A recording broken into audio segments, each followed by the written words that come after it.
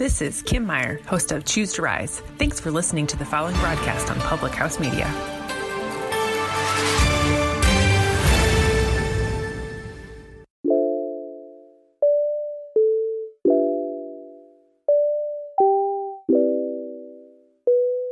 All right. Hey, everyone. Welcome back to another episode of the Food for Thought podcast. I am your host, Kylie Thompson. This episode is brought to you by Bubbler. Make sure to check out Bubbler at any store located near you. I am currently sipping on the Twisted Elixir flavor. It's my favorite. Bubbler gets me through life. It gets me through my day-to-day stuff. I drink it before the gym for a little pre-workout lift. I drink it at 10 a.m., 10 p.m. It courses through my veins. I love it. If you aren't sure if they sell Bubbler by you, make sure to check out bubbler.com and then go to the store locator. It is probably sold by you. It's all over the place. I live in Wisconsin and it's in every gas station, every store. It's at our bowling alley and a vending machine. It's everywhere. And if you haven't had it yet, then what are you doing? You need to go try it. It's so good. And yeah, they are sponsoring this episode. Love Bubbler so much. Make sure to go out and find some for yourself. Guys, this episode's just me. If you've been here since the beginning, I have not done a ton of solo episodes. It is my biggest fear just to sit in front of a microphone. I feel like I don't know what I'm doing. I'm not qualified to do this. What is going on?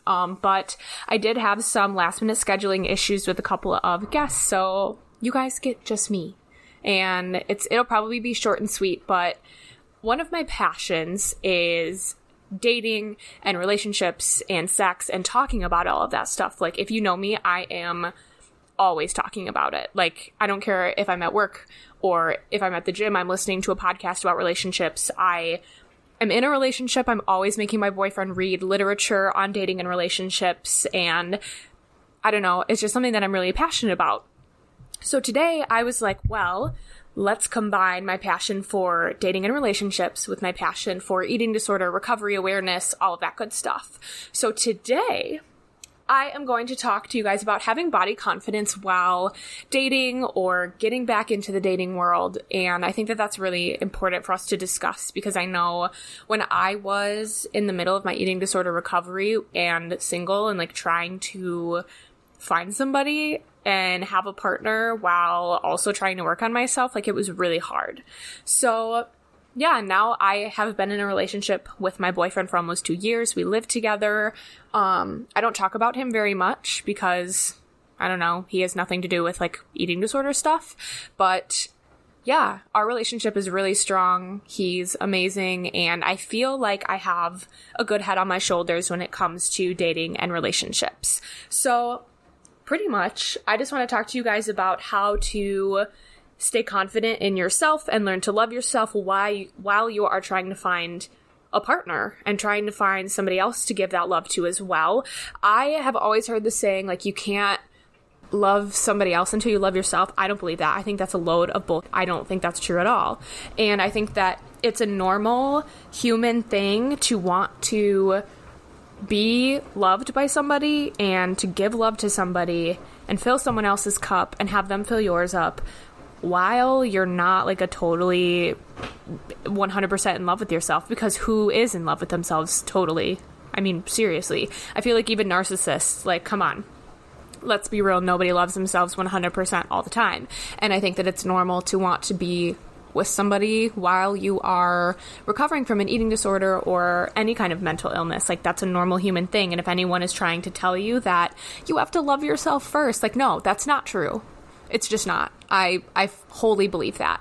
And I think back to the relationships that I had before I was really secure in my eating disorder recovery. They helped me. They helped me see the value in myself. They worked with me. I'm very lucky to have had partners that communication was always open and honest, and if I was having a bad day or my mental health was a little bit shaky, they were there to talk to me and work through all of that. So yeah, I just think that it's all about the partner that you have and what's going on in your life and their life and your communication and how you guys work together. But I totally think that you can have a relationship while you're working on your mental health. And if anyone tries to tell you different, they're wrong. I'm sorry, I'm not a doctor, I'm not a relationship coach, but they're wrong. They're wrong, guys. Don't trust them. But yeah, so I'm going to get right into body confidence while dating, I'm just going to start right off because we live in a time of COVID.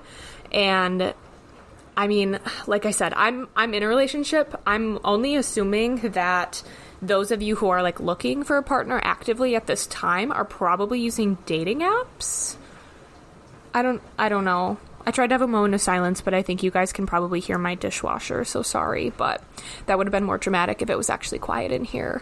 But I don't know. I feel like you're probably on Tinder, Hinge, Bumble, Grindr. I don't know what the other ones are. Those are the ones that I was on when I was on dating apps. But yeah, so if you are doing that, then I think the first thing you need to remember, because I know that especially Tinder, like it goes off of how you look. I mean, it's not like they're seeing you in a bar and they're talking to you and then they ask you out. It's like, oh, they look good, I'm going to swipe right. I think that's the way you swipe if you like someone. I don't really know. And then if I like their personality in addition to what I like about their looks, then I'll ask them out.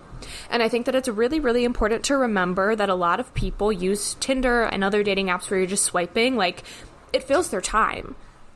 During COVID especially, I mean, like, I was living with a roommate at the start of COVID before I started the transition to moving in with my boyfriend, and she would be on Tinder just to, like, kill 45 minutes.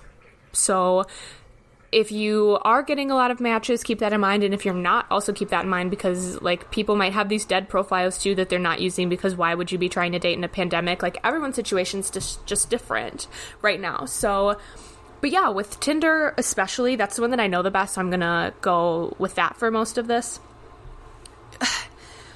Tinder sucks, and you're going off of somebody's looks only. And I know all of you guys that listen have amazing personalities and you're all stunning. So like, it should be easier, I feel like, to meet people out in the wild than it is on dating apps, obviously. And I just think that it's really important to remember that, like, your personality is number one, and you don't want to be with somebody that is just going to, like, mindlessly swipe left or right on you anyway, in my opinion. I totally understand wanting to be on dating apps right now. We're all just trying to find a little love and companionship and someone to frickin' talk to while we're all in quarantine. So totally understand it, but I do think that that's like priority number one, is to just remember it's all so superficial. And if you get dates from Tinder or Hinge or wherever you're getting dates from, like, that's so great, and I'm really happy for you, and I hope that you find somebody that you really like. But either way, just remember that it all starts off as such a superficial thing.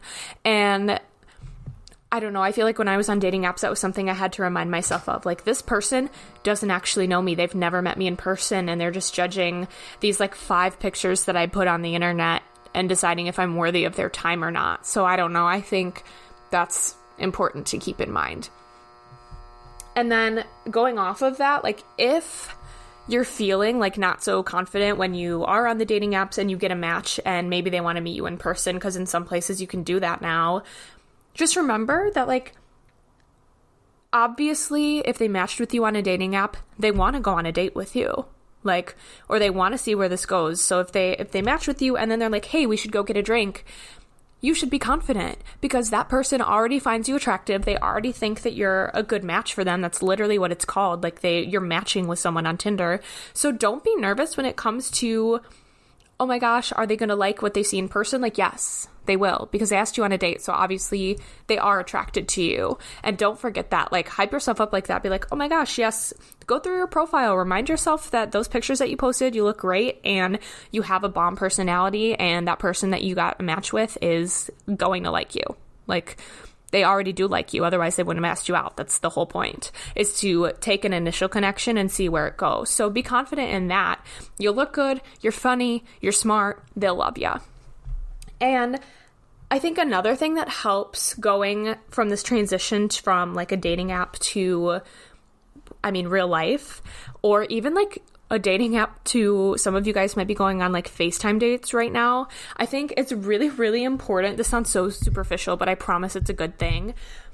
Find outfits that you really, really like, and they can be like your staple go-to first date outfit, because then you're not worried about, oh, I just bought this dress, but I don't know if it looks good from this angle, and I don't know if it's this color, or like, I don't know if it's see-through. What if it like just doesn't look good in person? I bought it online, whatever it may be.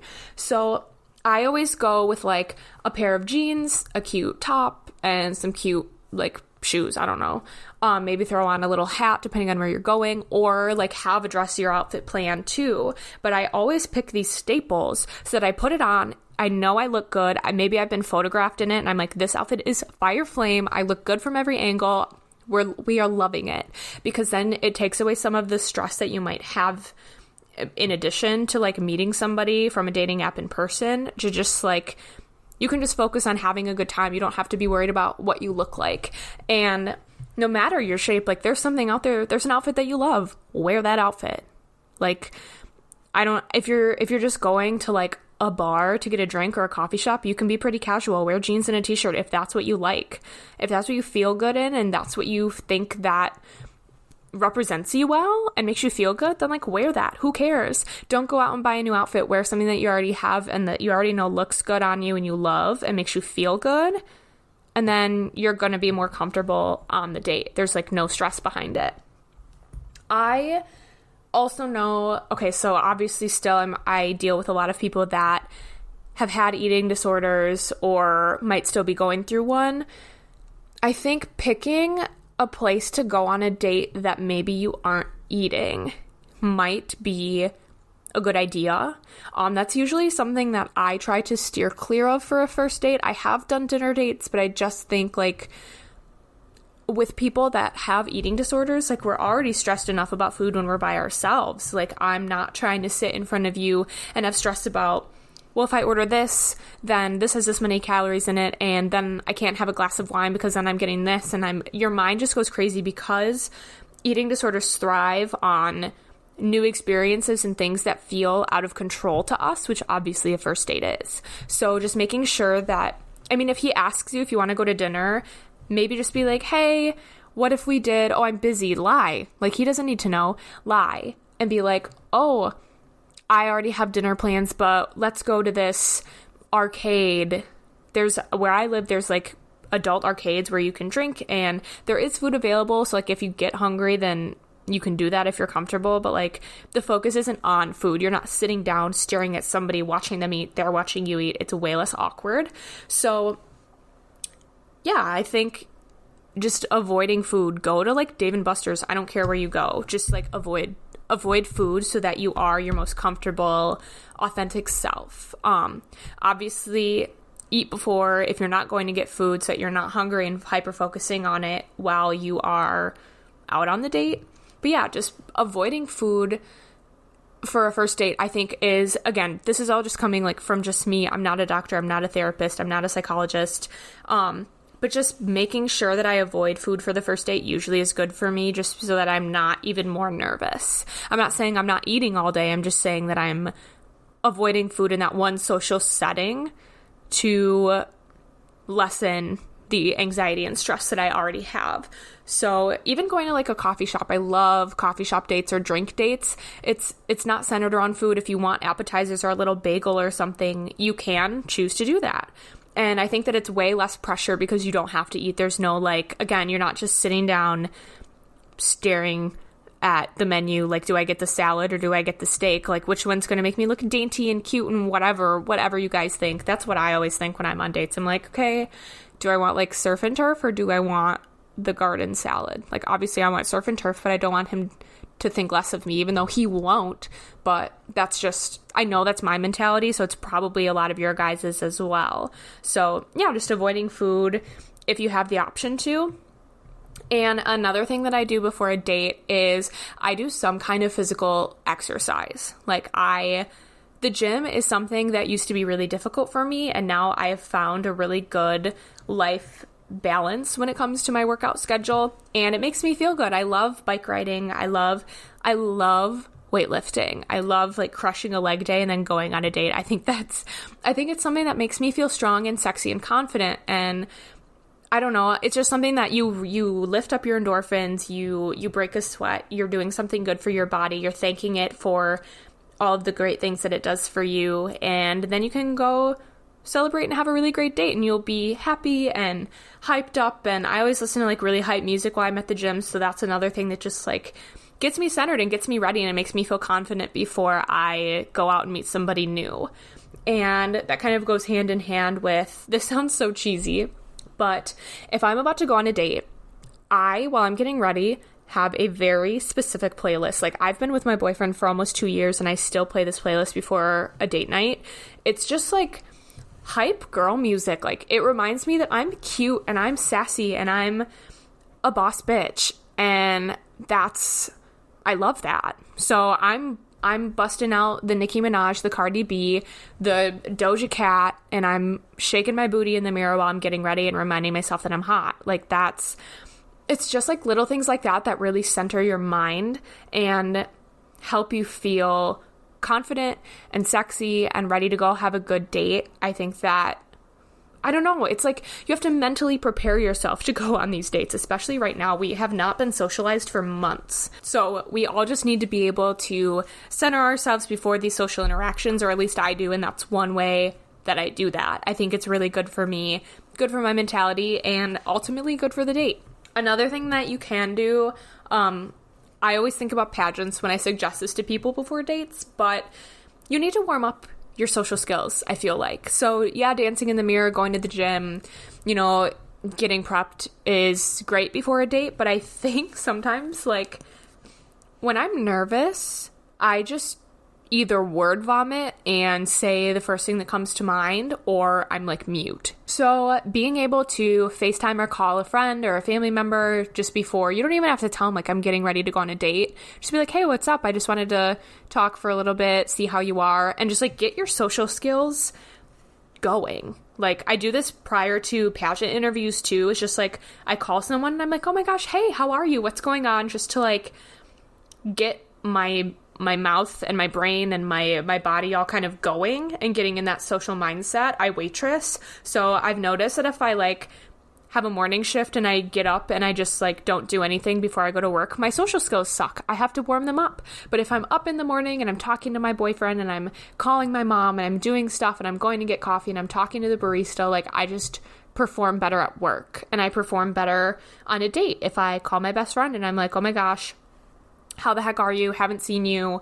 What's going on? What's going on in your life? By the way, I have a date. Talk about it a little bit if you want. But that just like gets your mindset in a social setting and it gets you prepared. And you can get some of the word vomit out. If you call your best friend, she's not going to care what you say. So I think it's better to word vomit to your best friend than to some random person that you just met for the first time off of Tinder. I just think it helps to have a better first date. And all of this is really to make you, like, I want anyone that listens to this podcast to feel confident before they do anything.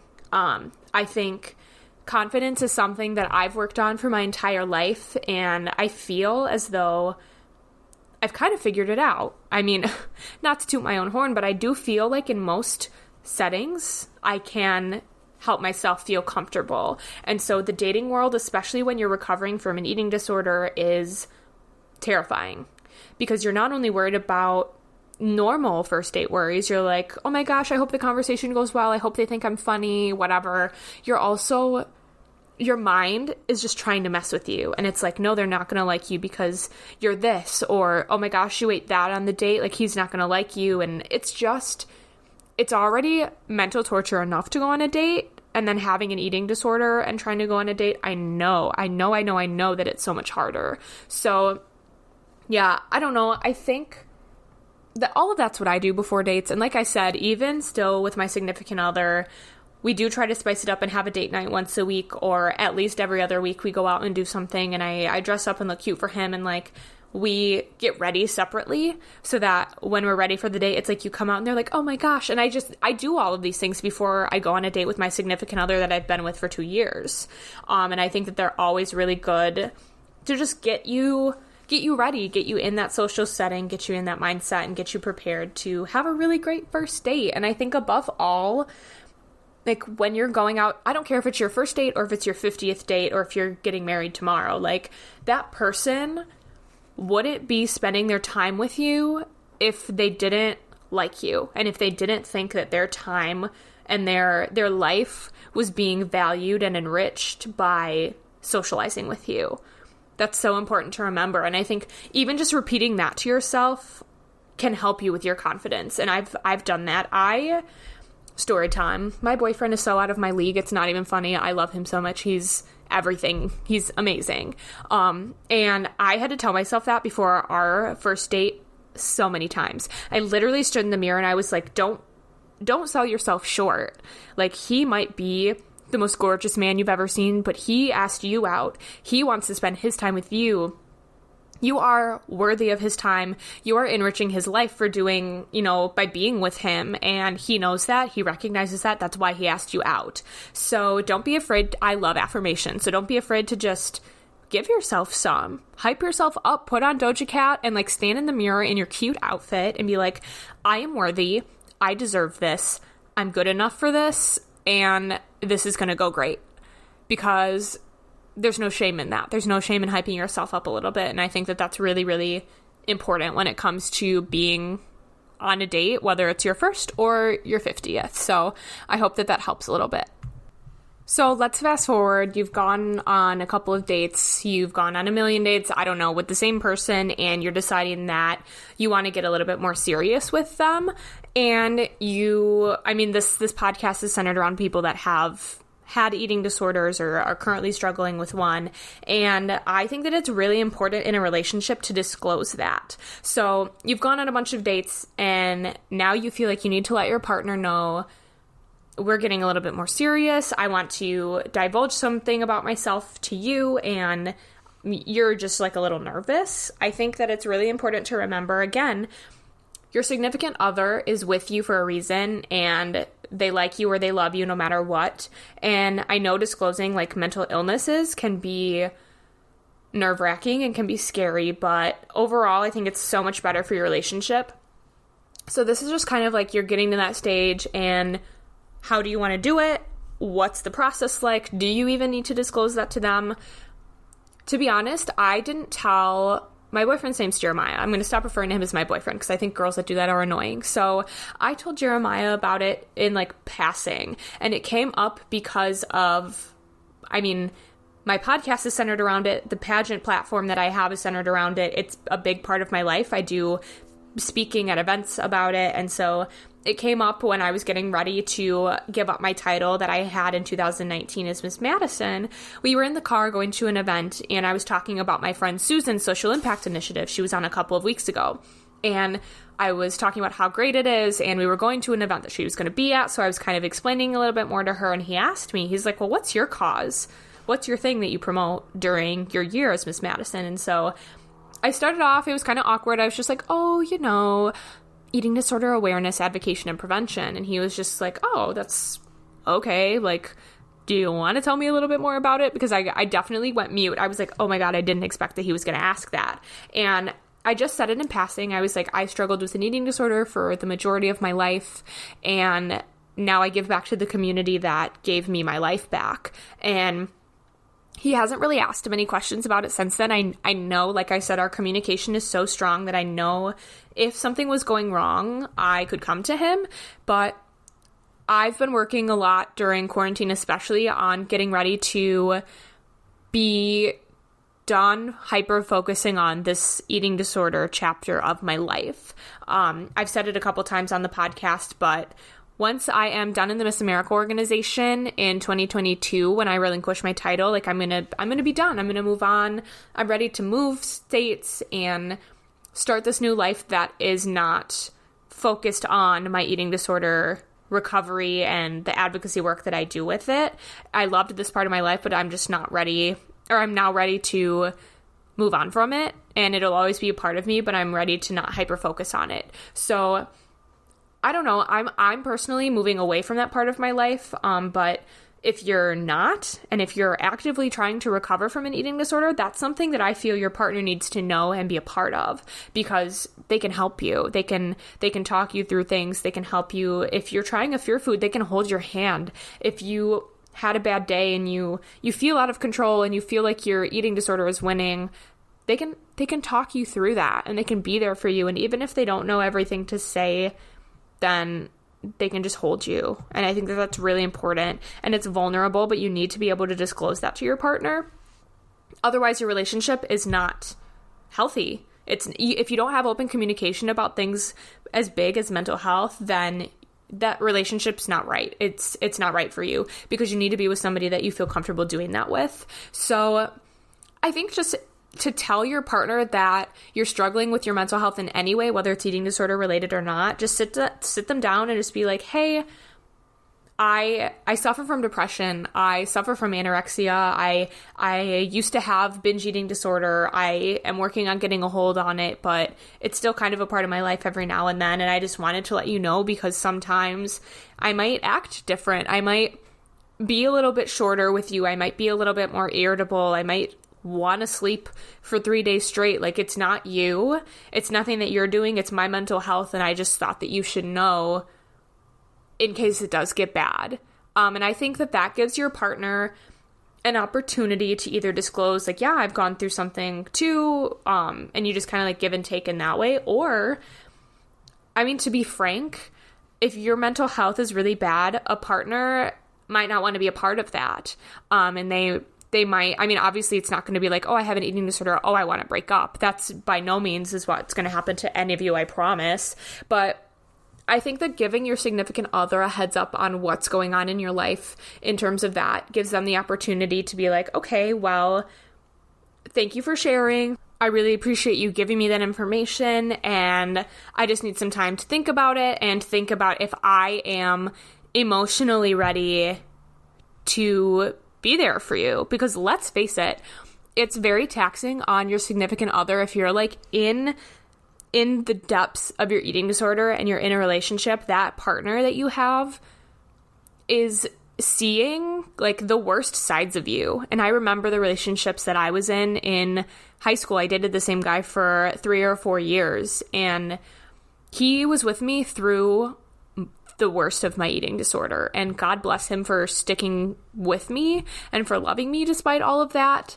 But I know it was hard on him, because there were days where I wouldn't eat anything, and he would just have to sit there.